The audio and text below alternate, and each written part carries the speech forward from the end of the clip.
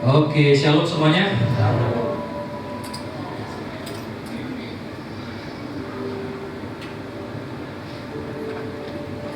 Ya, hari ini memang ada banyak yang sakit ya. Tapi saya percaya kita tetap dalam keadaan pemeliharaan Tuhan. Amin. Boleh salam saudara-saudara. Sapa, selamat hari Minggu. Ya.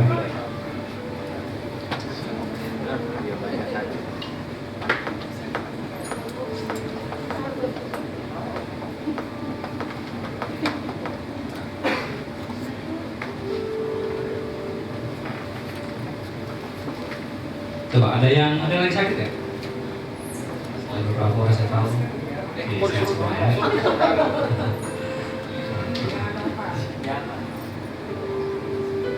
Ya.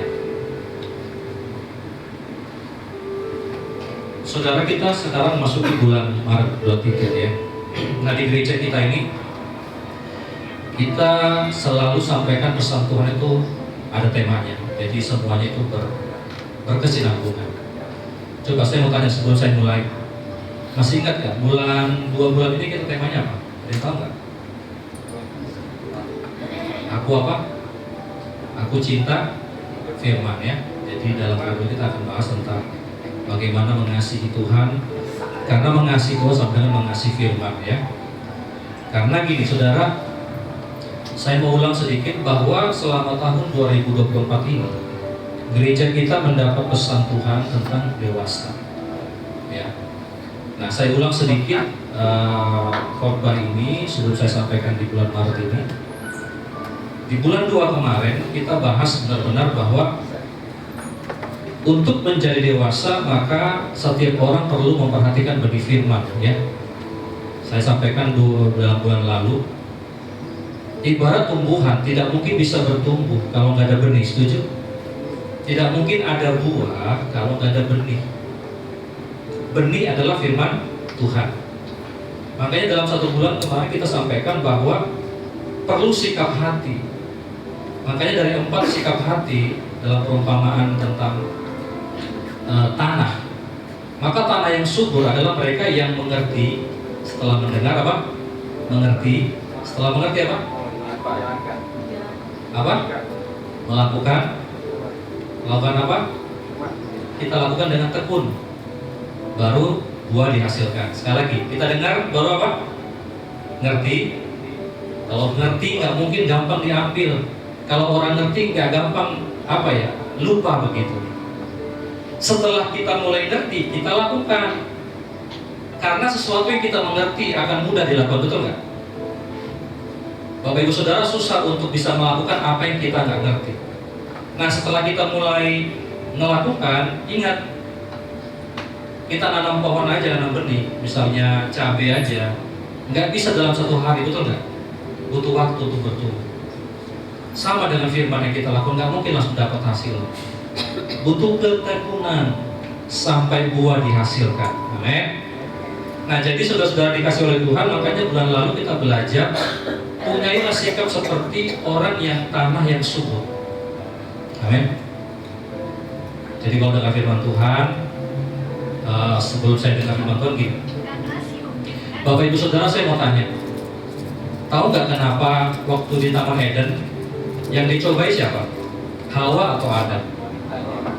Kenapa kira-kira Hawa bisa dicobai? Ada yang tahu nggak kenapa? Yang dikasih perintah pertama kali siapa? Adam atau Hawa? Adam. Hawa itu belum datang, belum dimunculkan gitu ya. Hawa dikasih tahu sama Adam bahwa pohon di tengah-tengah itu nggak boleh dimakan, betul nggak? Jadi saya mau tanya, kenapa Hawa bisa ketipu sama iblis? Ada yang tahu? Kenapa? Gak ngerti. Ada yang lain? Kenapa? Hah? Kan dijelasin sama Adam nih. Salah Hawa ya. Sayang, tidak boleh loh kata Tuhan, ada yang di tengah-tengah itu nggak boleh. Semua boleh dimakan kecuali di tengah-tengah. Nah, kenapa Hawa bisa ditipu? Kenapa? Batu. Menurut saya kenapa Adam ketipu? Karena nggak nyatet. Ngerti ya? Coba waktu dijelasin, oh iya apa? Aku catat dulu ya, supaya jangan lupa gitu. Makanya gini, jemaat, supaya gak gampang ditipu sama iblis harus apa? Nyatet. Bilang sebelum kamu bilang nyatet, ya oke. Kita mulai ya, siap ya? Bulan ini kita akan bahas tentang bagaimana lebih dalam tentang kasih yang mula-mula. Coba, jujur sebelum saya mulai, berapa banyak yang pernah dulu pertama kali kenal Tuhan merasakan kasih yang mula-mula, jatuh cinta sama Tuhan? Angkat. Saya mau tahu berapa orang. Oke, ngerti semua yang saya sampaikan? Oke, ngerti ya? Nah, saya akan mulai. Saudara, mari kita buka dalam Wahyu pasal 2 ayat 1 sampai 7. Hari ini saya nggak kasih catatan. Saya sengaja nggak apa-apa, kalian catat inti-intinya saja. Wahyu 2 ayat 1 sampai 7. Saya minta kita bergantian. Saya pertama, Bapak Ibu Saudara yang dua, tuliskanlah kepada malaikat jemaat di Efesus. Sorry, sampai 5 aja, mau sampai 7. Tuliskanlah kepada malaikat jemaat di Efesus, inilah firman dari Dia yang memegang ketujuh bintang itu di tangan kanannya dan berjalan di antara ketujuh kaki Dia emas itu. Ayat yang kedua.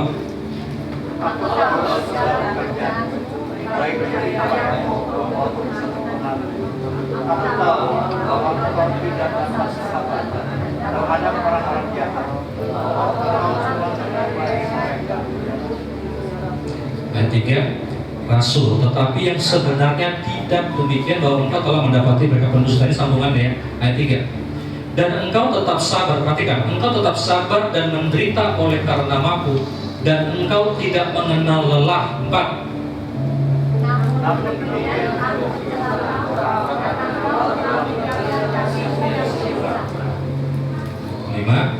sebab itu ingatlah betapa dalamnya engkau telah jatuh, bertobatlah dan lakukan lagi apa yang semula engkau lakukan.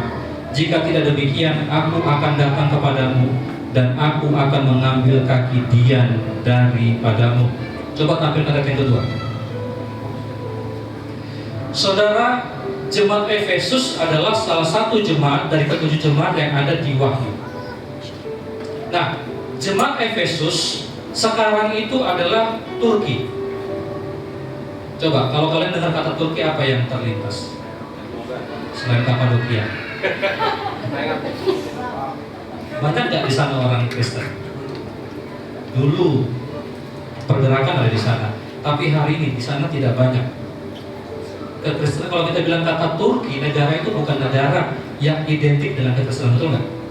Nah, dulu di situ adalah jemaat mula-mula yang di luar Yerusalem itu luar biasa berkembang di bawah penggembalaan Timotius.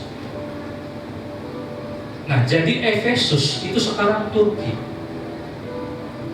Nah, yang kedua latar belakangnya, Efesus itu adalah jemaat yang ketika Wahyu ditulis tahun 90, itu jemaat sudah berdiri selama 35 tahun.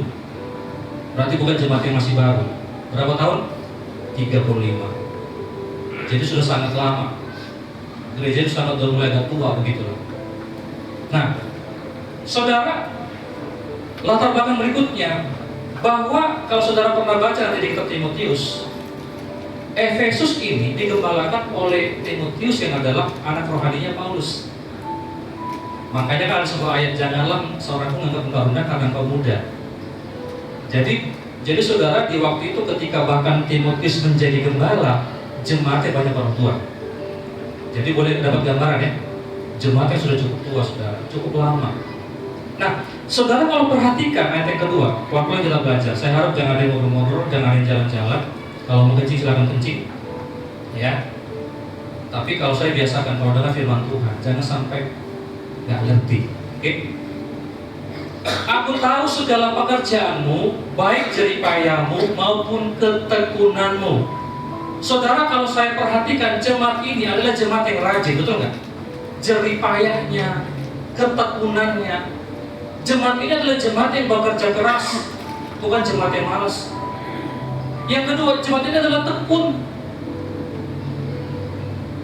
Sorry, kadang-kadang kalau kita lihat zaman sekarang gereja belum tentu tekun, betul nggak sih? Gimana doanya, gimana saat teduhnya, kadang masih bolong-bolong. Ini jemaat rajin, tekun. Yang kedua, bahwa engkau tidak dapat sabar terhadap orang-orang jahat. Mereka nggak sabar sama orang-orang jahat, artinya apa? Mereka itu jemaat yang baik, yang suka dengan kejahatan. Bukan orang yang, mohon maaf saudara, walaupun kenal Tuhan masih hidup dalam dosa. Ngerti ya? Mereka sungguh-sungguh punya apa ya? Benar-benar sangat gak suka dengan kejahatan. Bahkan lihat orang-orang yang jahat, mereka tahu, oh ini gak bisa ya. Mereka orang-orang yang baik.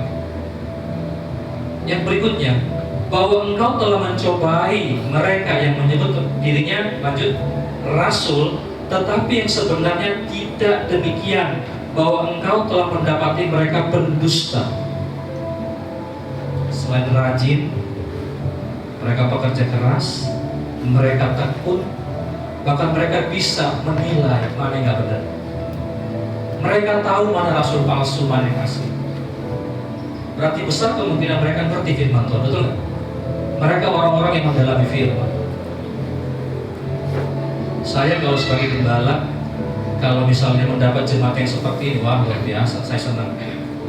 Wah tekun-tekun, rajin-rajin ya, ngerti firman. Jadi kalau ada yang khotbah sesat di mimbar, tahu, oh ini bukan, ini nggak benar. Oh salah ini. Nah kalau nggak tahu ya Bapak Ibu Saudara, ada orang-orang yang mungkin ketika dengar yang salah biasa-biasa aja, amin, amin gitu kan, tepuk tangan semua. Padahal salah yang dikhotbahkan. Nah mereka ngerti mana yang sesat. Saya mau tanya, kira-kira jemaat ini luar biasa? Lanjut. Ayat 3. Nah ini, dan engkau tetap sabar dan menderita oleh karena namaku.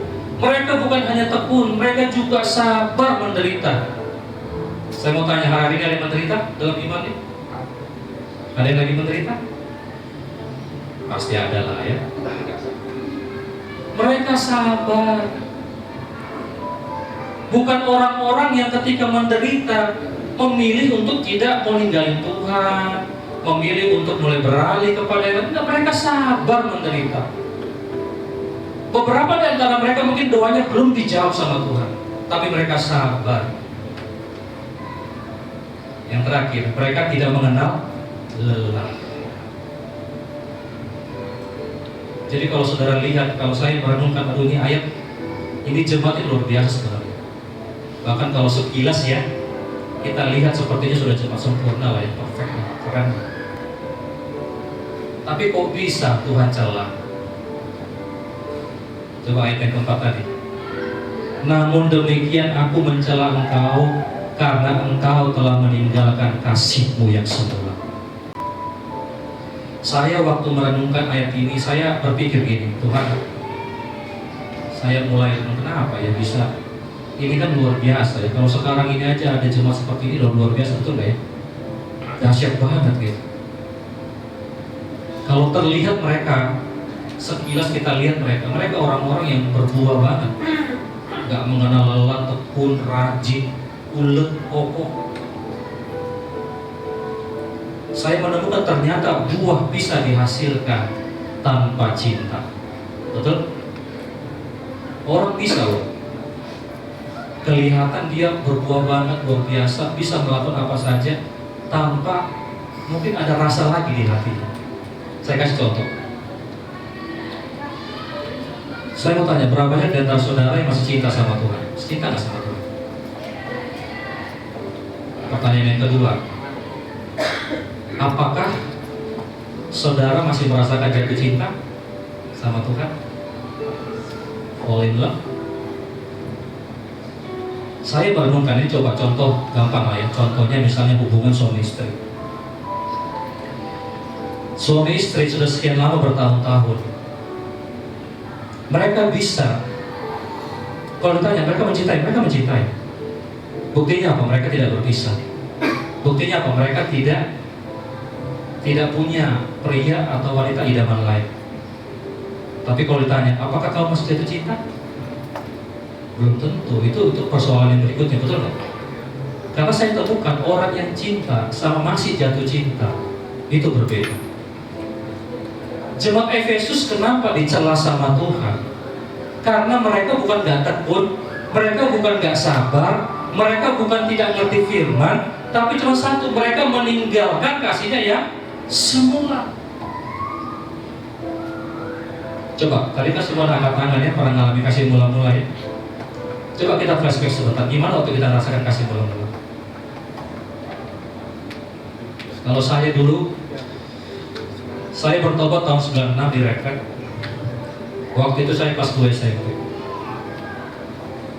Waktu saya terima Yesus, saya jujur, saya latar belakang orang yang boleh dibilang cukup mengalami kekerasan lah masa kecil.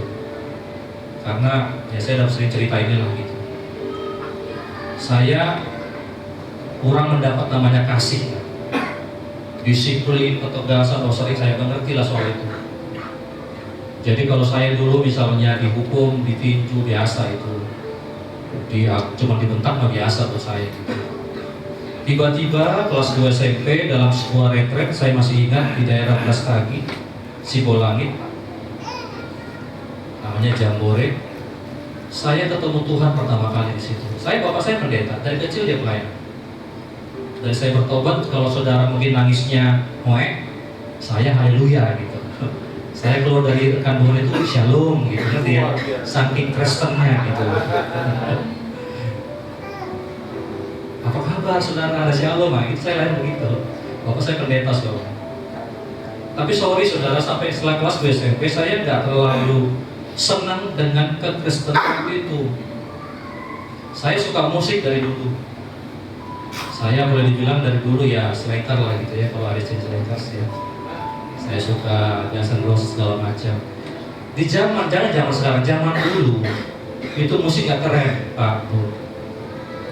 Mohon maaf tanpa merendahkan, dulu kalau nyanyi lagu-lagu kami dulu itu adalah trio singer-singer, tahu ya? 24 jam memuji Tuhan non-stop, tahu ya? Satu hal telah aku minta, sampai ada 30 lagu gitu. Mohon maaf, saya lahir di masa itu. Tiba-tiba saya melihat kok cukup banget ini gereja gitu. Saya nggak menarik buat saya. Sampai suatu ketika di Jambore, saya dijamah Tuhan. Saya ketemu pribadi Tuhan yang namanya apa ya?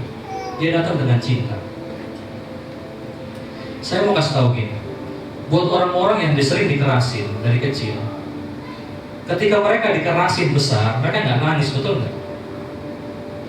Pukul aja, tinju dia, siksa dia, nggak nangis itu. Peluk dia, kalau meleleh semua, peluk aja. Gak usah diapa-apain, karena dari kecil udah dikerasin. Itulah yang saya rasakan ketika saya ketemu Tuhan. Saya kayak dipeluk, saya kayak dirangkul, waduh, nangis terus. Saya kenal hati Bapak mengasihi saya, waduh. Bapak saya baik, bukan dia nggak jahat gitu. Tapi karena saya dari dulu sudah kemana-mana, jadi saya banyak tangan masuk semua. Jadi saya bersyukur masa itu, saya nggak menyesal. Tapi ketemu pribadi Bapak yang punya kasih.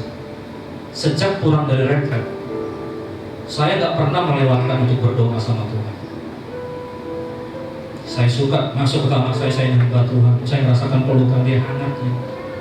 Sejak itu saya mulai berubah, saudara. Orang kalau dikerasin, ini ya, saya pelajari. Orang kalau dikerasin, dia akan keras juga. Jadi kalau kalian, Bapak Ibu Saudara, punya saudara atau siapapun orang tua, apa-apa suka mukul, besar kemungkinan dia kecil suka dipukulin. Betul nggak?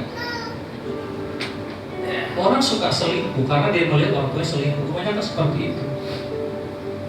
Saya dulu hal biasa kalau adik saya misalnya nggak sopan, saya tarik, saya pukul, saya tampar, saya tendang gitu. Saya biasa buat saya, karena saya dari dulu pendidikan saya terima ya pukul, ya hajar begitu. Saya masih ingat adik saya pernah nggak sopan, saya tarik dia. Ini nggak wajar buat saya. Saya tarik dia, saya tampar dia. Ini perempuan karena nggak sopan. Saya tendang, saya pernah adik saya pernah saya tendang begitu. Dia bilang, mulai kau bukan abangku, kata. Kau bukan abangku, begitu. Setelah pukul nangis saya nggak tahu ada apa dengan diri saya itu. Kenapa ada kemarahan yang besar? Tapi setelah saya terima Yesus, hidup saya berubah sejak itu. Pernah nggak lagi masih marah? Masih pernah. Tapi entah kenapa ada sebuah keindahan yang saya rasakan. Waktu saya kasih mula-mula, semua ibadah hampir saya datangin, saudara. Ibadah pemuda, ibadah ibadah dewasa, ibadah ibu-ibu, pokoknya ibadah saya datang.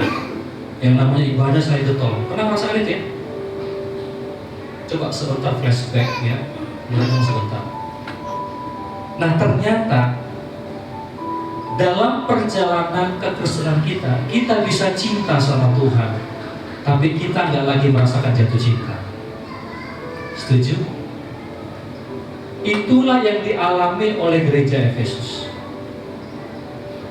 Orang kalau jatuh cinta, itu pusat hidupnya adalah kepada orang yang dicintai, betul nggak? Coba dulu yang dulu suami istri, yang dulu pacaran, kalau makan ingat kamu, betul nggak sih? Lagi makan bayang-bayang wajahnya, ya kan? Sehingga ada yang mau baru ini kan baru pacaran juga ya kalau misalnya. Baru ketemu tadi, udah kangen gitu kan? Apa sih gitu kan? Senang banget dengar suaranya begitu. Nah kadang-kadang kita hari-hari ini kita ibadah, kita persekutuan, kita dengar khotbah, tapi sorry, apakah masih merasakan jatuh cinta sama Tuhan? Yang Tuhan maksud, jangan sampai kita kehilangan kasih Allah. Setuju? Coba kita sebentar, saya akan kasih kebenaran ya. Mari buka Matius pasal 22 ayat 3 sampai 4. Sorry, Matius 22 34.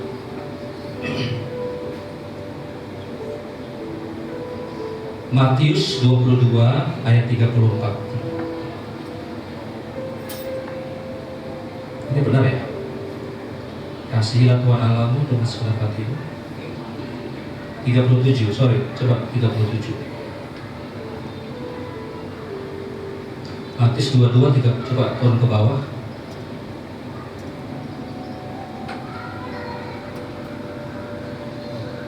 Sorry, saya kasih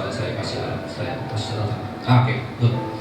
Kita baca bersama-sama 1, 2, 3 ya. Jawab Yesus kepadanya, kasihilah Tuhan Allahmu, apa saudara? Dengan segenap hatimu, dengan segenap jiwamu, dan dengan segenap akal budi. Katakan segenap. Orang yang jatuh cinta itu segenap hatinya, segenap jiwanya, segenap pikirannya kepada orang yang dicintai, betul nggak? Itu orang jatuh cinta.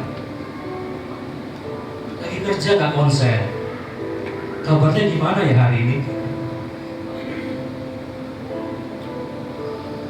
Ada nggak di sini kalau masih saudara lagi kerja tiba-tiba ingat Tuhan? Masih ada? Kangen sama Tuhan ya? Mesbah dengan Tuhan saat yang ditunggu-tunggu, masih ada nggak seperti itu? Atau kita seperti jemaat di Efesus, gak kenal lelah, sabar, tekun, tapi cuma satu, gak pakai kasih, gak pakai hati lagi. Saya percaya orang-orang kalau sudah terbiasa melakukan segala sesuatu, bisa sepertinya kelihatan mencintai. Ibu-ibu mungkin masih masak sama suaminya, tiap pagi masih bikin sarapannya, tapi belum tentu karena cinta, betul nggak? Nah, karena gue istri, gue mesti masak. Bapak masih bisa bekerja tiap hari buat keluarganya, karena dia cinta.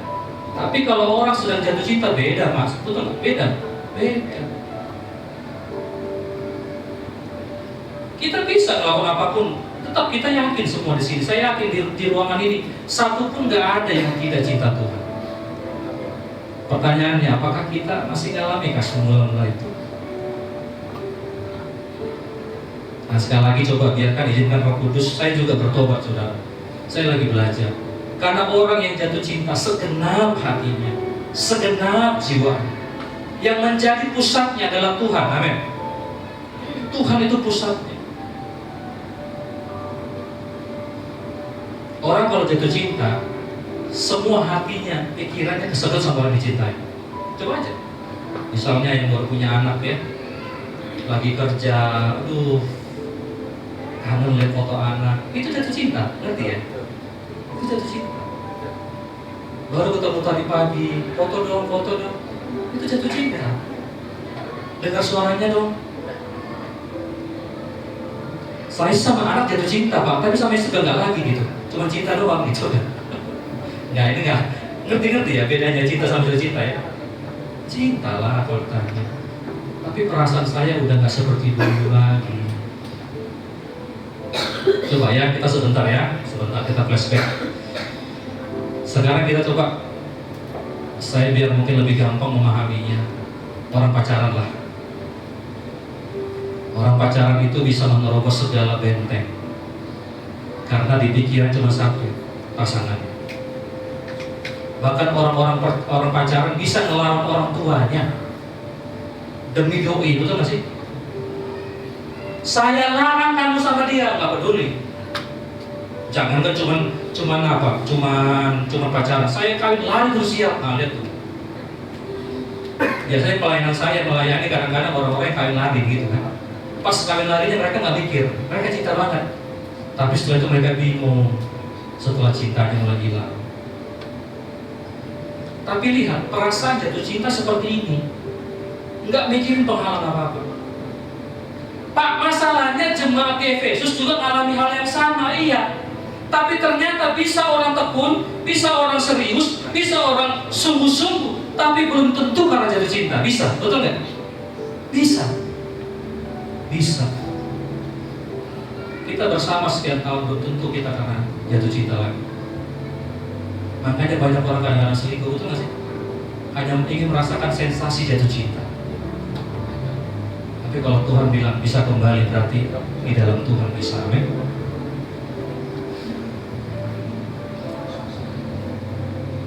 Saya kemarin iseng-iseng saya ngobrol ya, ini rumah tangga ya. Aku tanya sama istriku, sayang, kau masih cinta nggak sih? Ya kan? Aku tanya, aku juga masih cinta nggak sih? Kan saya lagi bahas. Jadi gini, biasanya sebelum saya khotbah, saya sharing dulu di mesbah kami. Saya tanya, kau masih cinta nggak sih? Apa kita cuma cinta kan gitu ya?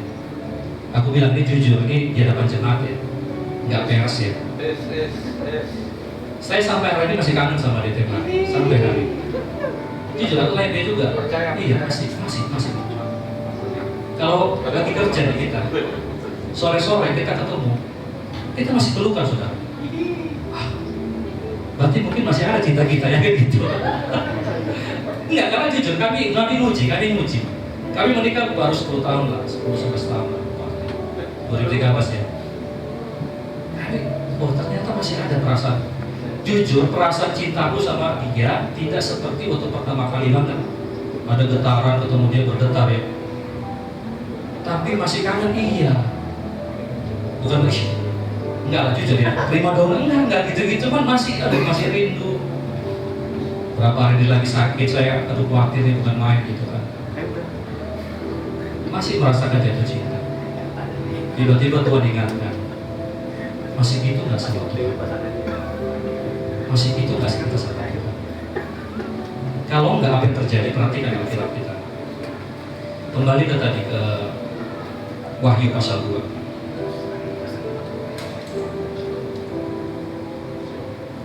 Ayat yang ke-5.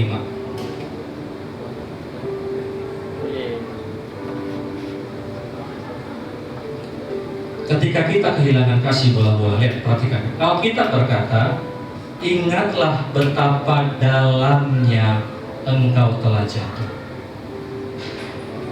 Kalau ayat ini tadinya ngomong, hei, kamu kan sudah bagus di jemaat Efesus, jangan sampai kalian jatuh, masih masuk di akal saya. Tetapi ternyata mereka orang-orang yang seperti ini pun, engkau sudah jatuh sangat dalam ketika kita melakukan apapun tanpa lagi rasa cinta itu, tanpa kasih mula-mula itu. Bukan cuma cinta, tapi tanpa merasakan jatuh cinta lagi sama Tuhan.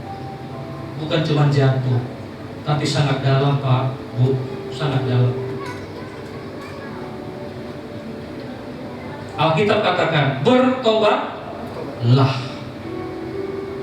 dan lakukanlah lagi apa yang semula engkau lakukan. Jika tidak demikian, aku akan datang kepadamu dan aku akan mengambil kaki dianmu dari tempatnya jika engkau tidak bertobat. Besar kemungkinan jemaat ini sudah bertobat, saudara.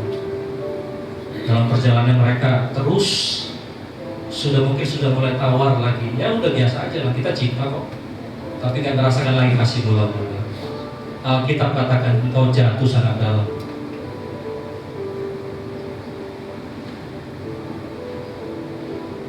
Nah, coba sore hari ini sebelum kita perjamuan, saya nggak lama akan akhiri khotbah ini.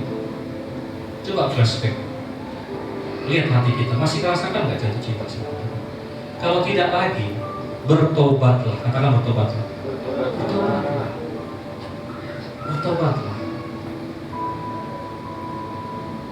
Buka Kidungan 8 ayat 6 sampai 7.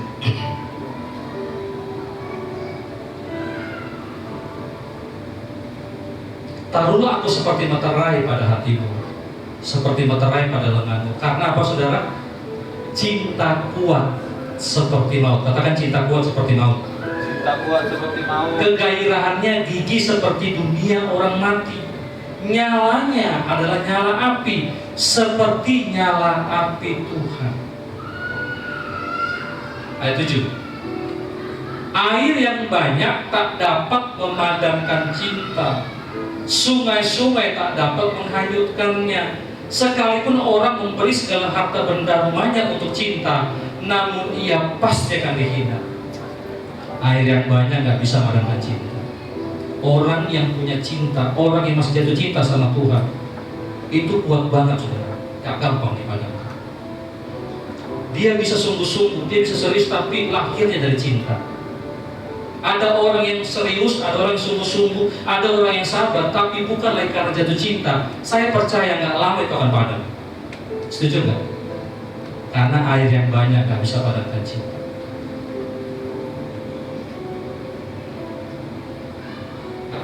Jujur, kadang kita mengikut Tuhan setahun, 2 tahun, 3 tahun, 4 tahun, apalagi di atas 10 tahun. Kadang-kadang nggak mudah kita lakukan, betul nggak?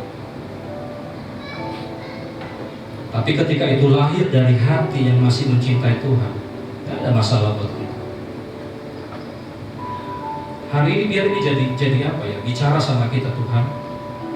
Kalau aku hari ini melayani Tuhan, kalau aku hari ini jadi anak Tuhan, jadi murid Tuhan, tapi aku gak punya lagi kasih yang semula itu. Izinkan dalam bulan ini Tuhan bicara, Tuhan kerjakan hati kita, amin. Khususnya hari ini, biar Tuhan kerjakan. Puji Tuhan kalau engkau datang, engkau masih punya kasih seperti itu. Tapi jangan sampai kita melakukan segala sesuatu enggak lagi merasakan karena cinta. Sudah terbiasa, sudah otomatis.